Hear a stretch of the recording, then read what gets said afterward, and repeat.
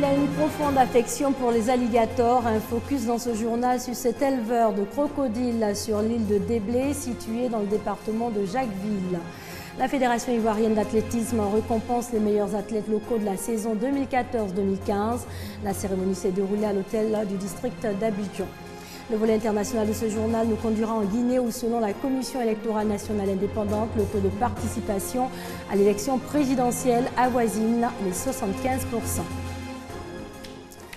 Bonsoir à tous et merci de vous informer sur RTI2. Tout d'abord, on se rend à Jacquesville, dans la région des Grands Ponts, où les populations de la localité de Couvé viennent de bénéficier d'un bac à treuil manuel. Sa valeur est estimée à 200 millions de francs CFA.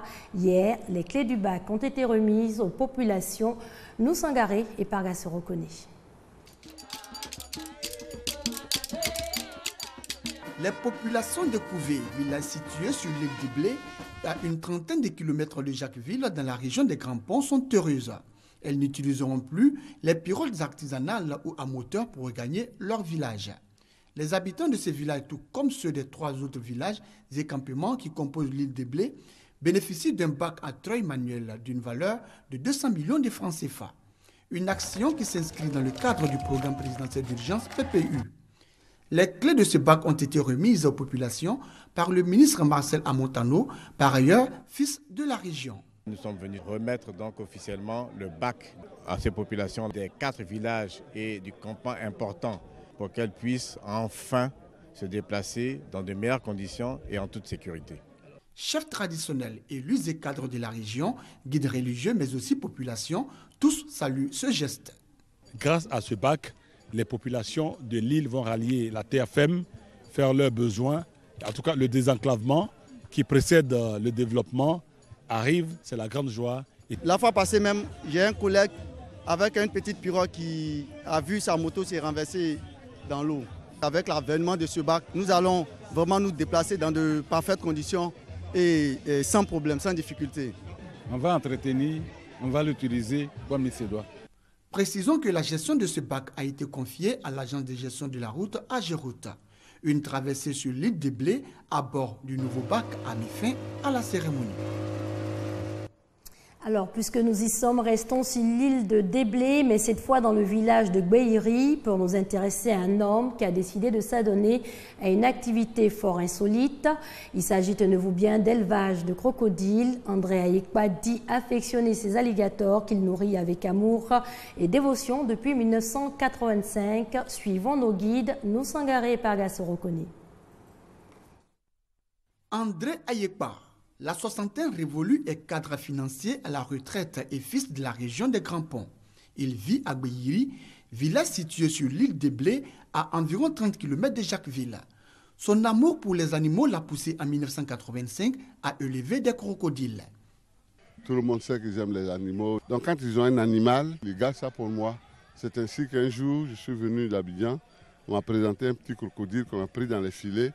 Je l'ai gardé. Ensuite un deuxième, un troisième. Et puis, quand ils ont grandi, qu'ils ont commencé à se reproduire, je me suis retrouvé avec le nombre de crocos que j'ai.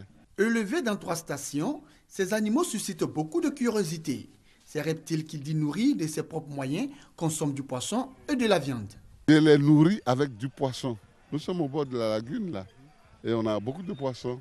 Puis j'ai des poulets, des chèvres, des moutons. André souhaite l'aide de bonne volonté en vue de lui permettre de s'occuper correctement de ces crocodiles. Pour entretenir son élevage, il est parfois obligé de vendre. Je les ai élevés, puis maintenant, comme c'est nombreux, il y a des gens qui sont intéressés. Il y en a qui achètent pour utiliser la peau. Pour lui, ces reptiles sont inoffensifs. Cependant, il faut être prudent quand il s'agit de leur servir le repas.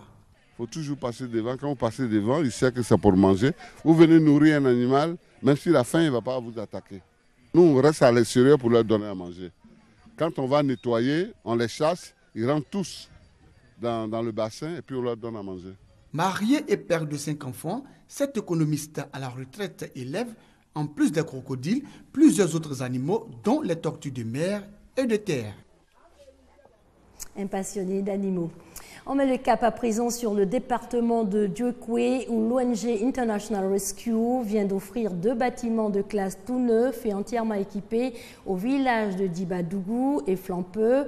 Ce don est estimé à une valeur de 70 millions de francs CFA. Le reportage de Eve Boué de RT Mans. À Dibadougou, village situé à 22 km de Dieukwé dans le Guémont, aller à l'école est source de bien d'ennui. Manque d'infrastructures, de matériel didactique. Élèves et enseignants font face à bien des situations. Il y a un vent qui soufflait et puis la patame est tombée. Malheureusement, j'ai été sous la patame. Il a fallu l'intervention de mon frère pour que je puisse vivre aujourd'hui. Un peu plus loin, dans le village de Flampeux, les apatames servent aussi des salles de classe. Nous travaillons dans des conditions pénibles, vu vraiment l'état des tables bancs, des tableaux sur lesquels nous travaillons. Pour cette année scolaire 2015-2016, une bouffée d'oxygène pour ces 2 villages. L'ONG IRC offre pour chaque village des infrastructures modernes. Un bâtiment de 4 classes pour le préscolaire et le primaire avec table banc et matériel didactique, un bureau pour le directeur, un magasin, un point d'eau et des latrines. Coût des ouvrages, près de 70 millions de francs CFA. Pour l'ONG, c'est un appui au ministère de l'Éducation nationale et de l'enseignement technique pour un accès à une éducation de qualité. Un geste salué par autorités et acteurs du système éducatif, mais les besoins sont immenses. À Dieukwé, par exemple, nous avons 130 écoles primaires publiques, préscolaires et primaires. Et sur les 130 écoles que nous avions, il y a 98 qui sont en matériaux provisoires, c'est-à-dire construits en bambou et en paille qui abritent les enfants. Donc vous voyez, c'est les 2 tiers de ces écoles-là qui sont en matériaux précaires. De réels besoins, l'ONG annonce que son action va s'intensifier dans la zone. 4 autres écoles sont annoncées dans les prochains mois. On va s'intéresser à présent au Festival international du pays Sénoufo. C'est la 3e édition du genre. Plus de 2000 femmes venues des régions du Poro, du Tiologo, de la Bagoué et du Hambol ont pu communier lors de ce rendez-vous culturel. Des images et du son avec Soro Corona et Kader Sogodogo. Plus de 2000 femmes venues de tous les pays Sénoufo pour la promotion et la préservation de la culture Sénoufo à travers le Festival international du pays Sénoufo, à savoir les régions du Poro, du Tiologo, de la Bagoué et du Hambol. La 3e édition de cette plateforme d'échange sur la valorisation et la vulgarisation de certaines pratiques en voie de disparition, brassage socioculturel, l'apprentissage de la solidarité et du volontariat est ponctué de messages sur des élections apaisées. La porte-parole des femmes et le commissaire général du festival ont exhorté les cadres sénoufo à investir dans la préservation des valeurs culturelles sénoufo. Les représentants du secrétaire général de la présidence de la République, Amadou Gonkoulibaly, et du ministre Bruno Ndamaye Koné, respectivement patron et parrain du festival, ont salué les initiateurs. Pour eux, la culture est le socle de tout développement économique et social d'une nation. Les femmes ont été invitées à sensibiliser leurs maris et leurs enfants sur la tenue d'élections apaisées. Des mets traditionnels disparus de nos assiettes et le filage traditionnel du coton. Des pratiques tout en voie de disparition en pays Sénoufo ont été exposés.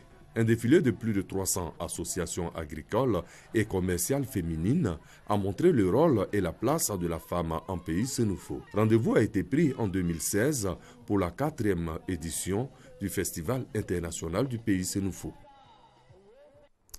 Un mot de sport dans ce journal. La Fédération ivoirienne d'athlétisme récompense les meilleurs athlètes locaux de la saison 2014-2015.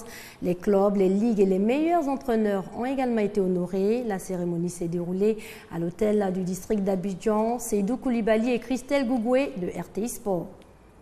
La Fédération ivoirienne d'athlétisme a récompensé les meilleurs athlètes locaux de la saison 2015. Une sympathique cérémonie qui s'est déroulée dans la salle Emmanuel Diolo du district d'Abidjan. Le parrain Mamadi Diané, conseiller spécial du président de la République, tout en félicitant les lauréats, les a exhortés à plus d'efforts. Quand vous y donnez, donnez-vous à fond, suivez les conseils de l'entraîneur. Chez les cadets, Ndri Ange Andam et Krakwaku Ezekiel en homme, champion de Côte d'Ivoire 2015 sur 100 mètres et 200 mètres, tous deux du Centre Athletic Club de Yamoussoukro. Parmi les athlètes honorés, le jeune Sisségué Arthur, récent médaillé d'or aux Jeux africains de Brazzaville, avec le relais 4x100. Il a été également désigné meilleur junior 2015. Sisségué Arthur est champion de Côte d'Ivoire sur 100 mètres et 200 mètres. Je suis très heureux pour ce trophée parce que j'ai travaillé très dur pour avoir ce trophée. Les officiels techniques et les entraîneurs n'ont pas été oubliés. Les meilleures ligues et les meilleurs clubs ont été également honorés. Yamoussoukro a été désigné meilleure ligue de l'intérieur, tandis que Olympique Marcory et Central Athletic Club de Yamoussoukro étaient reconnus comme meilleur club. Talou Marie-José, double médaillé d'or aux derniers Jeux africains de Brazzaville sur 100 mètres et 200 mètres, était présente à cette cérémonie. Le reportage était dit par Sébastien Ouignan. La présidentielle en Guinée, selon les premières informations livrées par la Commission électorale nationale indépendante, le taux de participation avoisine les 75%. La CENI qui note également que la journée du 11 octobre 2015 a été fondamentalement caractérisée par la sérénité et un engouement exceptionnel en Guinée où il règne ce soir un calme précaire dans l'attente des résultats. À ce propos, le résultat de la préfecture de Nzérékoré, la deuxième grande ville du pays, était sans nul doute attendu. Il donne, selon la CENI, le président sortant Alpha Condé largement en tête avec plus de 90 000 voix sur 151 467 suffrages exprimés. Au Burkina Faso, les élections législatives et présidentielles sont fixées au 29 novembre. Elles étaient initialement prévues le 11 octobre, mais reportées en raison du coup d'État manqué. La date du 29 novembre a été retenue par l'ensemble des acteurs politiques. Elle doit cependant être validée en Conseil des ministres.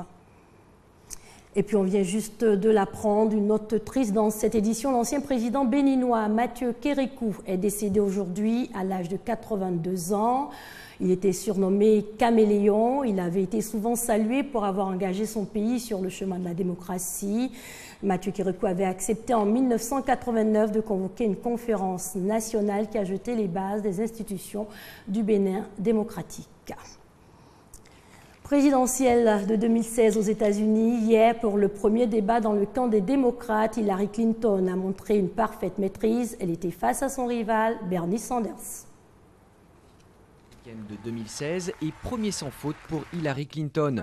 La grande favorite des sondages a fait preuve de calme et d'assurance face à ses 4 rivaux pour la primaire démocrate. L'ex-première dame et ancienne secrétaire d'État a même su faire rire son auditoire à Las Vegas et calmer la fougue de son principal concurrent, le sénateur du Vermont, Bernie Sanders. Vendre son rein pour subvenir à ses besoins, la pratique est courante au Bangladesh. Étranglés par les dettes, les plus démunis vendent leur rein pour plusieurs milliers de dollars. En effet, dans ce pays, ils sont nombreux à souffrir d'une insuffisance rénale et ont pour la plupart besoin d'une transplantation. Une habitude dans la famille, vendre l'un de ses reins sur le marché noir au Bangladesh. Il y a 2 ans, Belal s'est fait opérer comme sa femme avant lui. Sa belle-sœur l'a imité il y a quelques mois. Chacun a été payé environ 4 000 $, une fortune ici, qui a permis à Belal de régler ses dettes. J'étais endetté, je devais plus de 2 500 $. J'ai fait plusieurs emprunts pour ma famille et je n'arrivais pas à les rembourser. Le district de Kalai est devenu la plaque tournante d'un business florissant mais illégal. La loi n'autorise les transplantations d'organes qu'entre membres d'une même famille. Mais les plus riches s'en affranchissent et contre des sommes conséquentes, les donneurs sont prêts à fermer les yeux sur les risques. J'ai constamment des problèmes de santé, je me sens toujours fiévreuse, j'ai des douleurs tout le temps et j'ai beaucoup d'autres problèmes. Je ne peux pas rester assise pour travailler, je me sens mieux debout. Je ne peux rien porter de lourd, rien du tout. Selon la police, le trafic est alimenté par d'anciens donneurs devenus rabatteurs et payés pour chaque recrutement. Environ 200 villageois auraient vendu un rein ces 10 dernières années. C'est désormais un cas par semaine. La plupart de ces opérations illégales se fait en Inde pour échapper aux autorités bangladaises. Ils fabriquent des faux documents, des faux passeports, de fausses cartes d'identité. Ils font aussi de faux certificats pour aller avec. Ensuite, ils passent la frontière et ils reviennent après l'opération. Avec la pénurie de donneurs et les prix offerts sur le marché noir, difficile de penser que le trafic d'organes s'arrêtera prochainement dans la région, malgré les risques pour les plus pauvres. C'est ici que l'on s'arrête pour ce soir. Je vous souhaite une très bonne soirée sur les antennes de l'RTI, la marque du service public.